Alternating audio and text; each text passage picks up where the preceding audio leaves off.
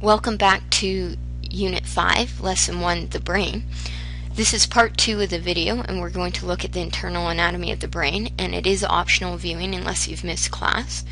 And I'm just going to give you a warning that my Word program hasn't been working, so I've opened up a new document and hopefully it's going to work, but if there's a little glitches here or there throughout this taping, we're going to have to live with it to get it done.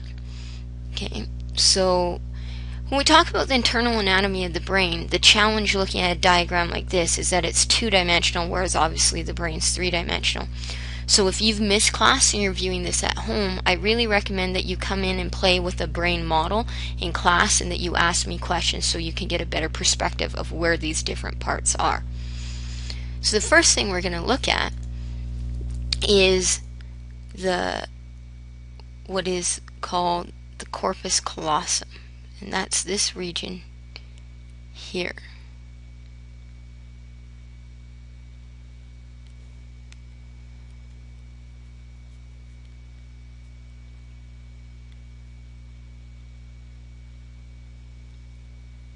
And it is actually a bridge, a physical bridge, that connects the left and right portion of the brain. So, corpus means body. Callosum has its root meaning large, and it is the bridge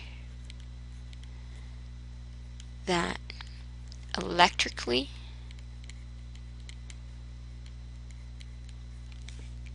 and physically connects the right and left hemispheres of the brain.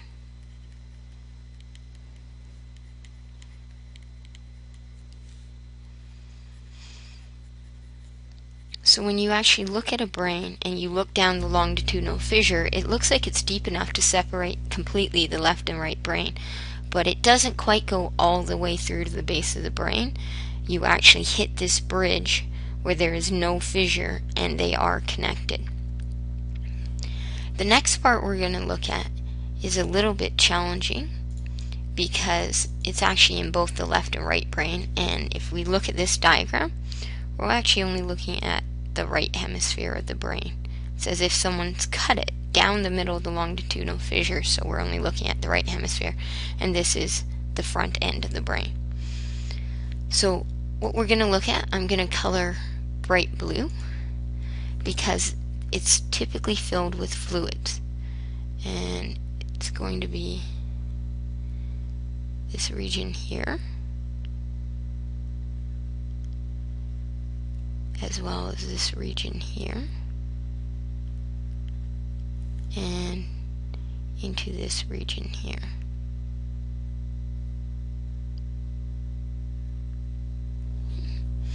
And what these are called is they are the ventricles.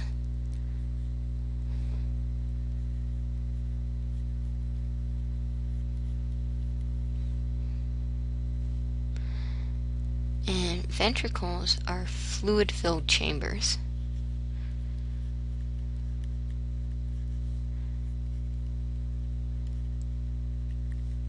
of the brain that protect them or protect it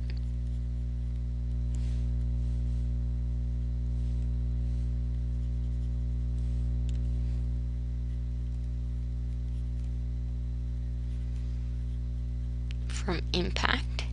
So the fluid helps cushion your brain, and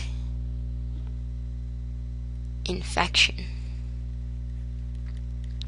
because the fluid has immune properties that help fight off infectious things like viruses and bacteria. And an important part of these ventricles, I'll color it just darker, are the lining. So special tissue lines the ventricles, and the special tissue is called meninges, You might have heard of meningitis, and what meningitis is when your brain, what's called your cerebral spinal fluid, becomes infected, and the meninges, the actual tissue lining that fluid, become infected. So, meninges equals tissue surrounding ventricles. And meningitis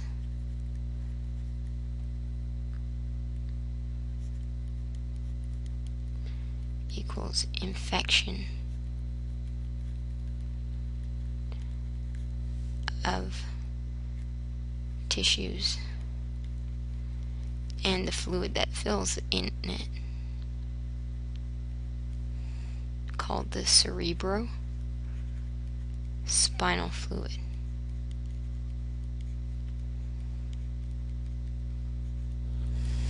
And these infections can be so serious that they can even lead to death in a matter of 24 to 48 hours. The next portion of the brain, much easier viewed with the model of the brain, is this region here.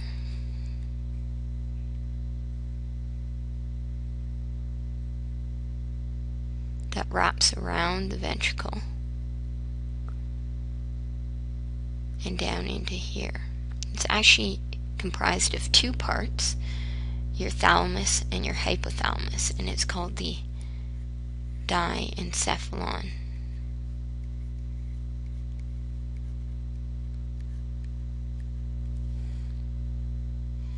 Okay. Equals thalamus.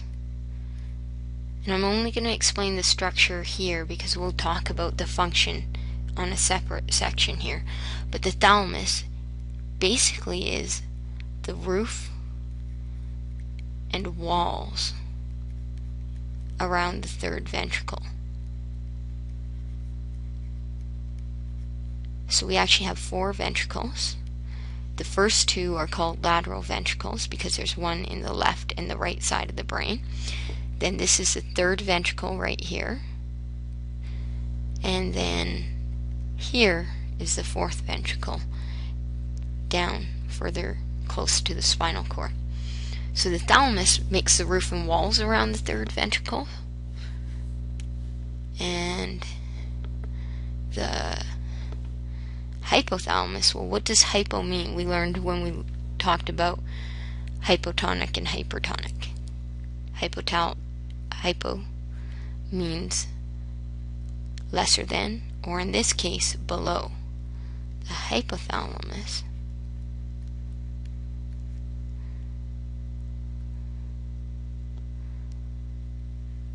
structurally is the floor of the third ventricle. And as I said, in a further section here, we'll discuss the actual function of the thalamus and hypothalamus.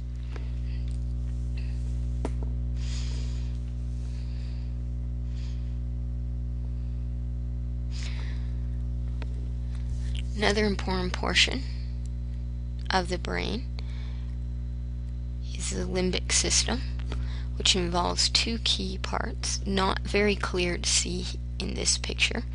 Kind of look like cat paws that wrap around the brain, and they stretch back like this. We'll take a better look in another picture, but the paw is called the amygdala, which means almond shape, because in your brain that's about the size of the amygdala. We're going to talk about the function of that. And the arm makes up the hippocampus.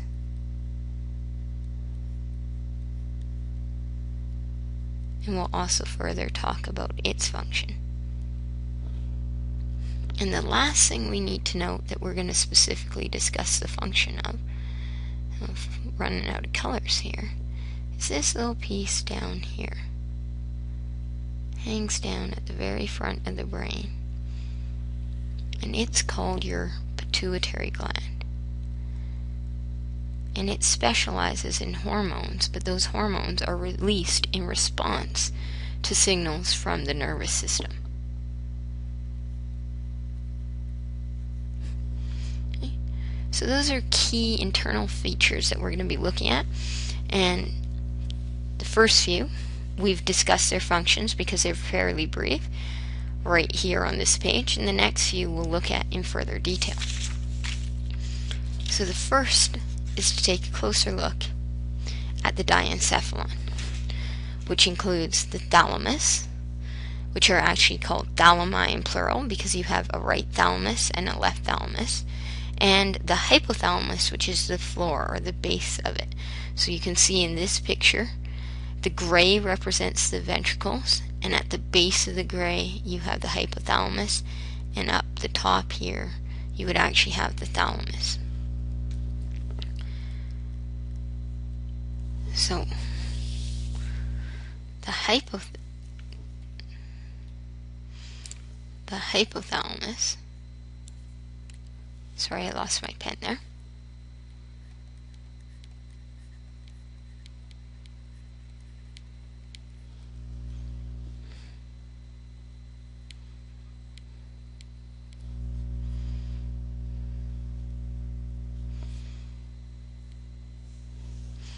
Is critical for neuroendocrine functions.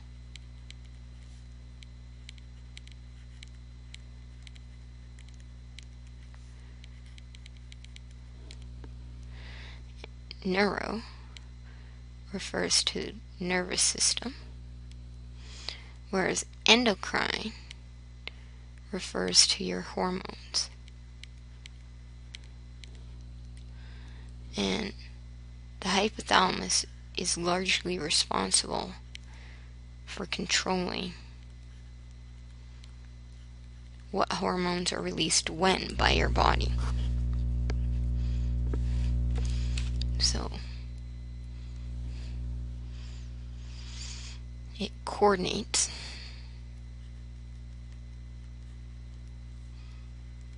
with pituitary gland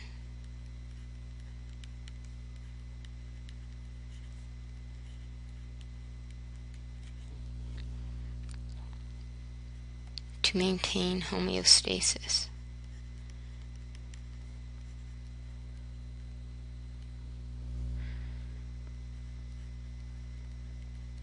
And some of the examples of types of homeostasis the hypothalamus helps to regulate are things like thermoregulation,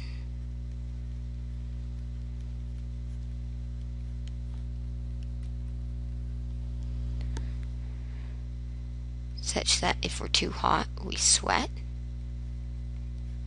If we're too cold, we shiver. And if we're too cold, we constrict blood vessels.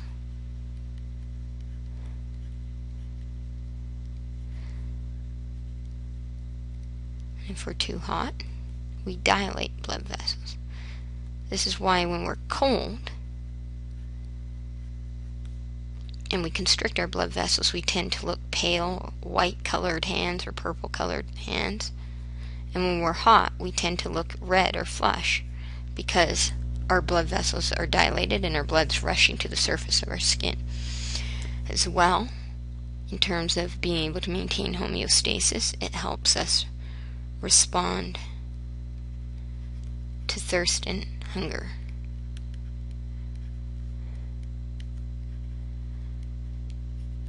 And one of the ways I remember the role of the hypothalamus, hypo goes with homeo. Okay? And the thalamus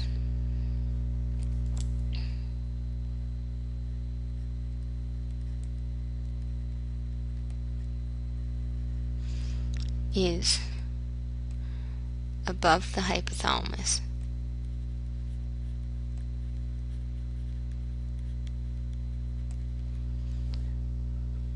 and below or embedded in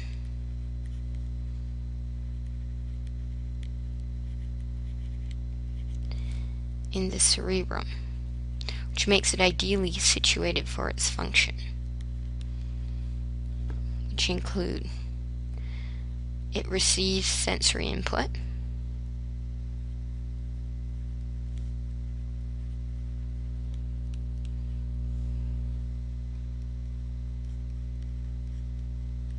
and it integrates the information,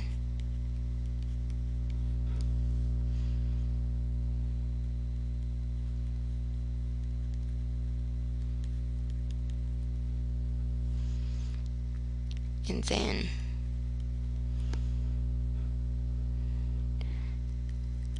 activates or coordinates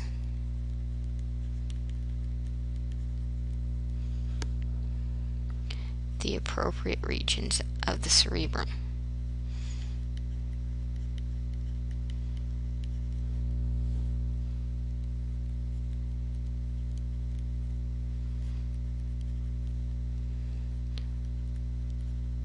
An example here of integration, I've used the word a few times, integrating the information. For example, if you're sitting at a red light and in your rearview mirror you see flashing lights or you hear a siren, you are going to integrate that information and make that decision. Do you go through the red light? Do you pull over? What happens when you hear the siren? You're taking several inputs. One might, and with their conflicting, your body has to integrate and decide what is the appropriate course of action. The thalamus is also involved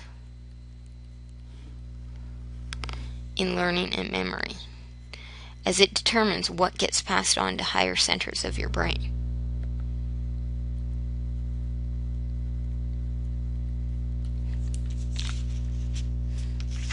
Now, because we mentioned up here the neuroendocrine system and the pituitary gland, we're going to just take a closer look at the pituitary gland.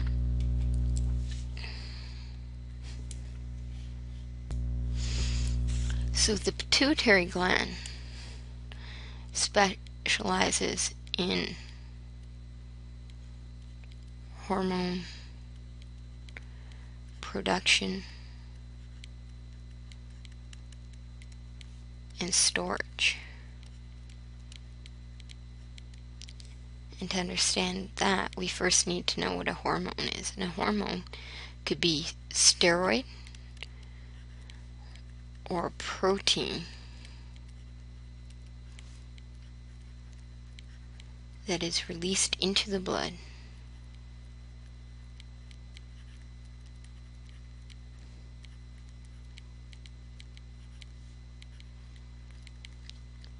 to affect cells, tissues, organs throughout the body. So they're a chemical messenger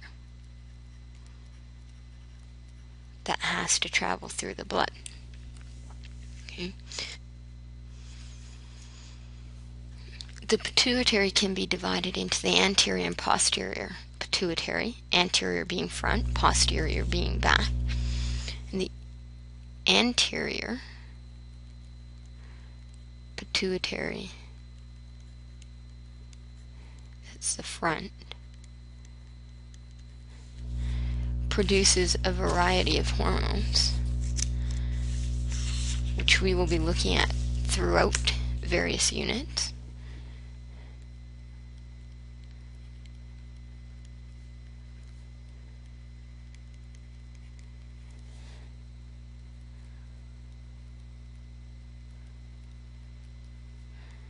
And releases them in response to signals from the hypothalamus.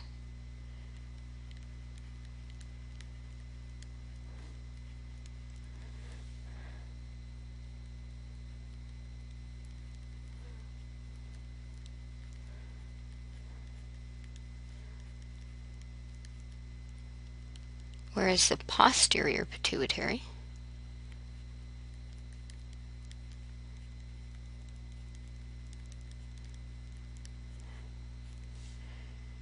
which is at the back simply stores hormones produced by the hypothalamus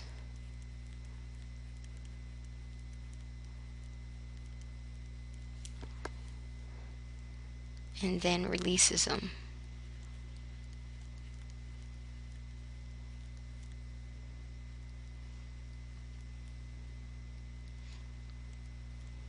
in response to signals from the hypothalamus.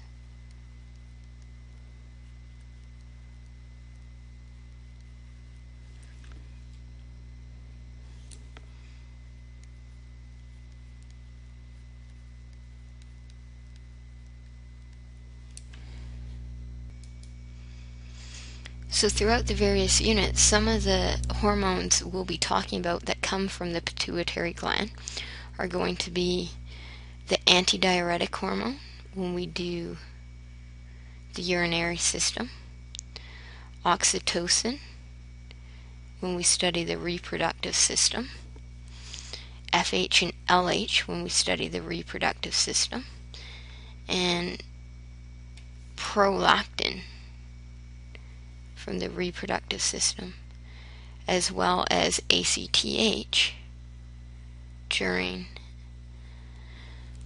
the urinary system. So these are a variety of hormones that we will come back and revisit. Growth hormone we don't look at so much, or the thyroid stimulating hormone, but for the rest of them they'll come up in our units. Another system we want to take a look at that's within the brain is the limbic system. And this is actually a system that intrigues many students, as well as many scientists, in particular those who are interested in studying human behavior. So your limbic system is this region, all the colored region within this diagram. We're not going to discuss all the parts of the limbic system, but the key parts. In fact, scientists aren't sure entirely how all these parts work, but we know they're connected and really important to the function of and to human behavior. So, the limbic system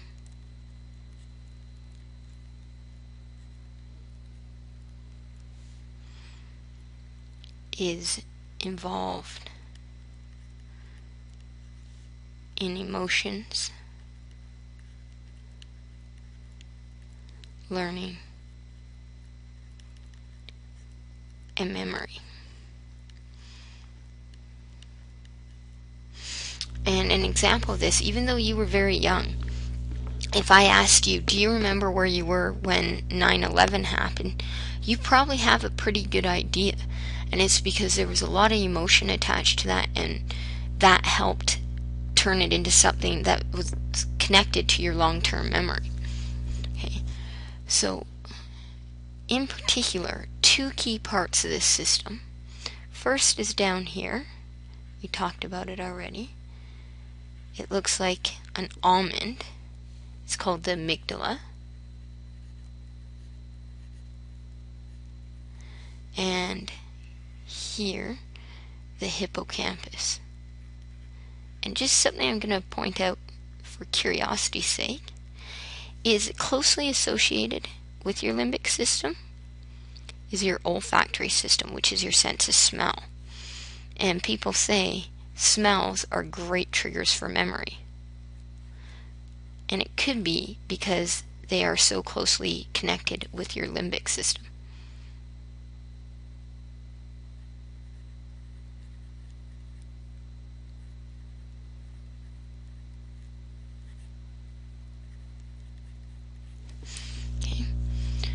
So the limbic system actually serves to connect your amygdala and hippocampus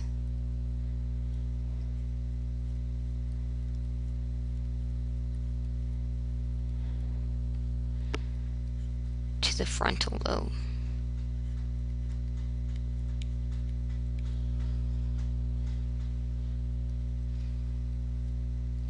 Of brain or cerebrum, allowing us to control primitive emotions.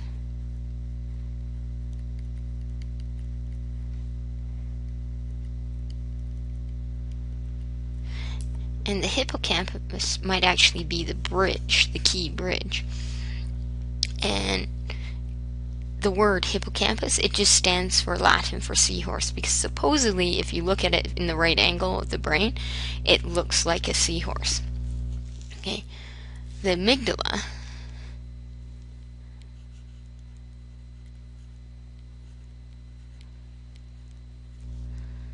is the center for primitive emotions.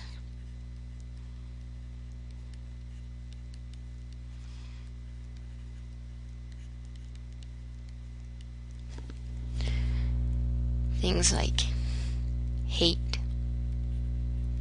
fear, anger, and love. And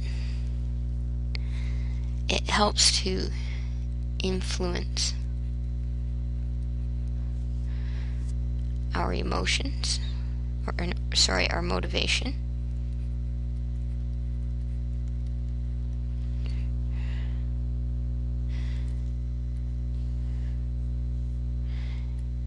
Interpretation,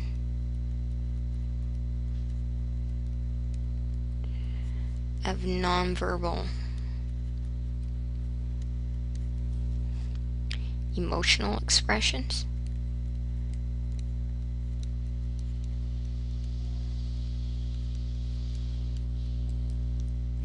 and our emotional control.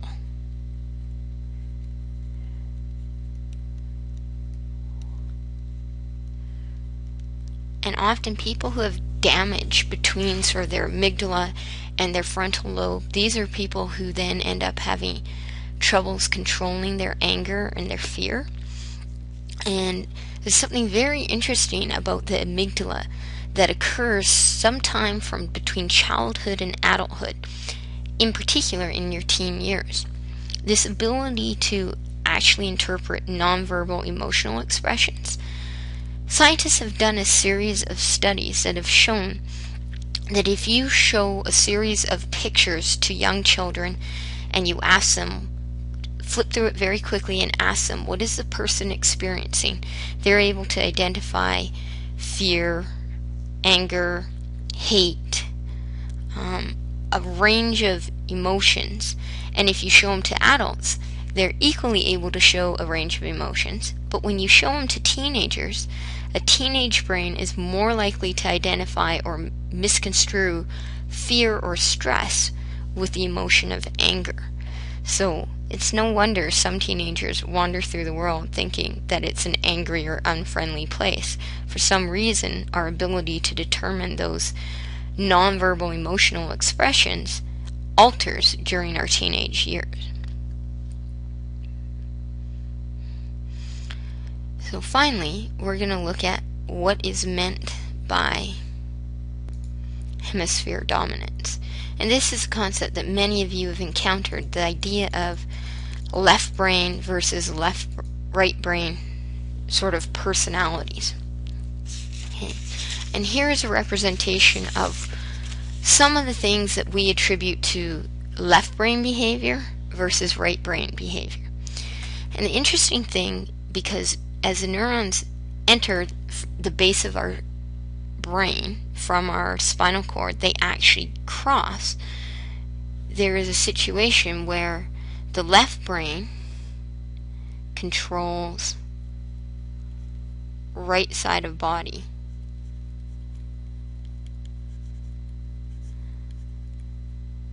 With respect to motor movement, and the right brain controls left side of body. So if you're left-handed, people commonly say that you're right-brained, and that's not necessarily true.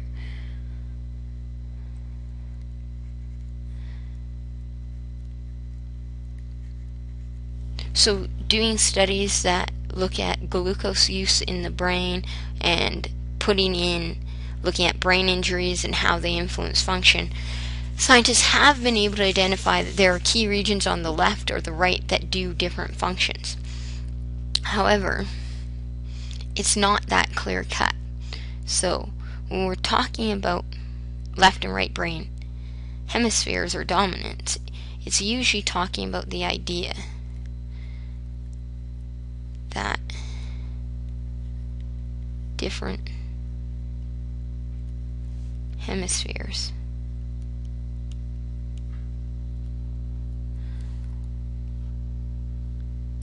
are associated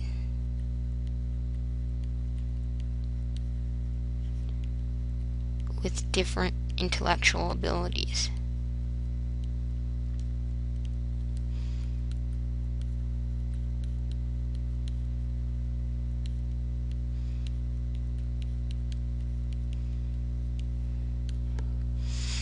And it was originally thought that if you were right-handed and your left brain controls you, then you are strong at things that involve facts, figures, words, language, notions, reality, math, science, those type of things.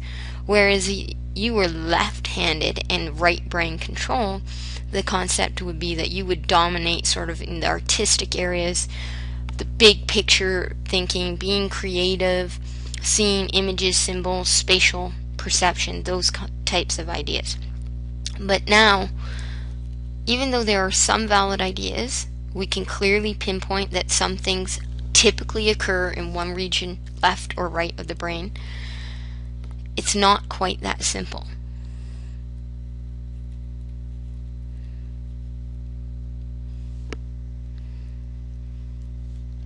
But they are not universally applicable. There are people whose right brains do what most other people's left brains do. As well, there are people who, after suffering an injury, they can train other parts of their brains to do what was typically done in a different section, the injured section, beforehand. Okay. This is a really important idea because at one time it was thought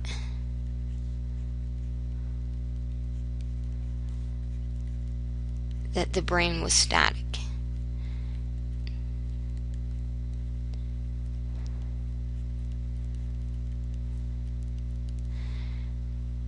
Only one region could do a particular function, and you couldn't change that. So if you damaged it or it wasn't working, you were out of luck. You wouldn't be able to retrain your brain. This had big implications for people with brain injuries, strokes, and learning disabilities because they assumed that if you weren't able to do something, you wouldn't be able to train your brain to do it.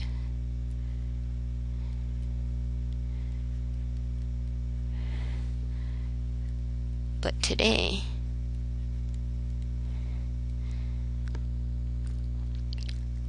scientists have shown that the brain can remodel itself. It can't necessarily repair itself. If a certain area is injured, it may remain permanently injured, but it can retrain a different area of the brain to pick up and carry on for what that previous portion of the brain did.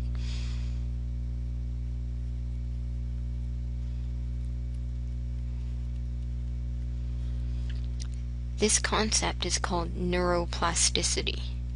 And we're going to watch some video clips in class that discuss and show some really cool experiments that have come about involving neuroplasticity.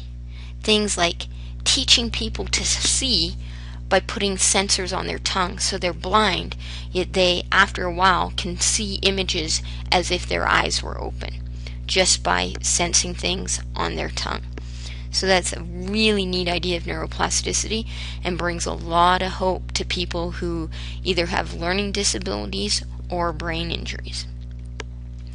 So, yeah, we might argue left-right brain might work, and we can show there is a dominance in how the left or right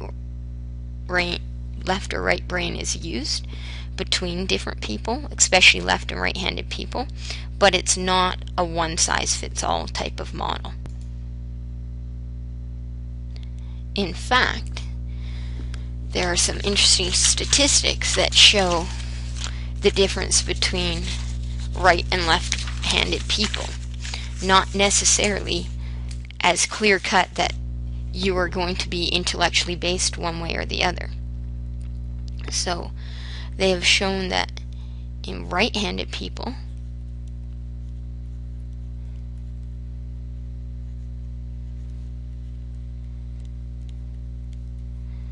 only approximately 90%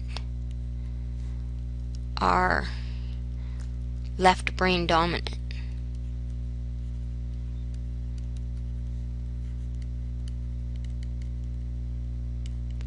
Whereas 10% of right-handed people are actually right brain dominant. Meaning their right brain is used, their right hemisphere seems to be used more often. Whereas left-hand people, and this is interesting,